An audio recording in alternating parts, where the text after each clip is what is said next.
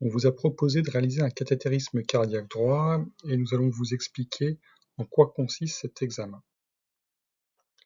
En général, cet examen vous a été proposé après d'autres examens que l'on appelle non-invasifs, comme une échographie cardiaque, un scanner des poumons ou une exploration fonctionnelle respiratoire. Le cathétérisme cardiaque est la seule méthode pour mesurer précisément la pression artérielle dans le poumon et dans les cavités cardiaques droites. Aucune technique non-invasive ne peut la remplacer avec la même précision. Le résultat, cela va permettre d'avoir une analyse plus précise avec un diagnostic concernant soit une affection cardiaque des valves, de l'enveloppe du cœur ou du muscle cardiaque, ou d'une pathologie respiratoire liée au poumon.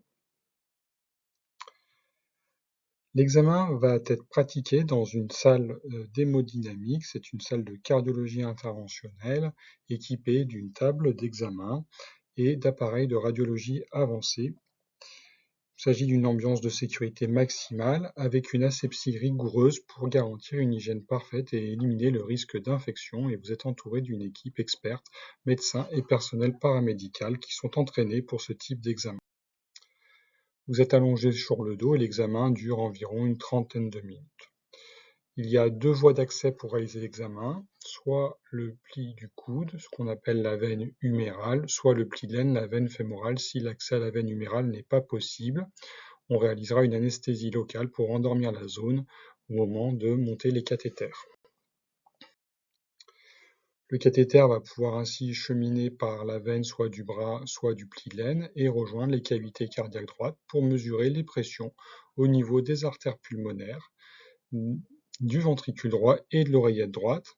On pourra également évaluer le débit cardiaque de ventricule droit et détecter ce qu'on appelle, en cas de pression élevée, une hypertension artérielle pulmonaire. Pendant l'examen, le médecin va faire avancer le cathéter dans les cavités cardiaques, mesurer les pressions en général au repos quand vous êtes allongé, et plus rarement, des tests complémentaires peuvent être réalisés lors d'un effort sur la table d'examen ou après inhalation d'un gaz qu'on appelle le monoxyde d'azote. Ce que vous ressentez, en général peu de choses après la piqûre avec l'anesthésie locale. On peut parfois ressentir quelques ratés au niveau du cœur qui sont des extrasystoles, c'est tout à fait normal et sans danger.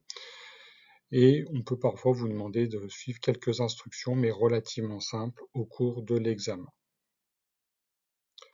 L'examen peut se faire sur une seule journée en ambulatoire ou au cours d'une hospitalisation de semaine. Il est parfois associé à une coronarographie qui peut être pratiquée dans le même temps. La mise à jeun n'est pas nécessaire car il n'y a pas d'injection de produits de contraste iodé et les anticoagulants peuvent être arrêtés au cas par cas. Si vous prenez un traitement anticoagulant, n'hésitez pas à en parler au médecin qui pratiquera l'examen pour savoir s'il doit être suspendu ou pas. Dans la très grande majorité des cas, l'examen se déroule sans aucun problème et les risques sont très limités à l'apparition possible d'un petit hématome au niveau du point de ponction et parfois des douleurs résiduelles légères au niveau de l'aine ou du bras pendant quelques jours. Cet examen est donc un examen très précis qui mesure de façon irremplaçable les pressions pulmonaires et cardiaques. C'est une intervention courante, au risque minime, réalisée par une équipe d'experts en milieu stérile. Les résultats sont très importants pour orienter votre prise en charge vers un problème cardiaque ou pulmonaire spécifique et adapter bien sûr les traitements qui peuvent modifier le pronostic d'une maladie.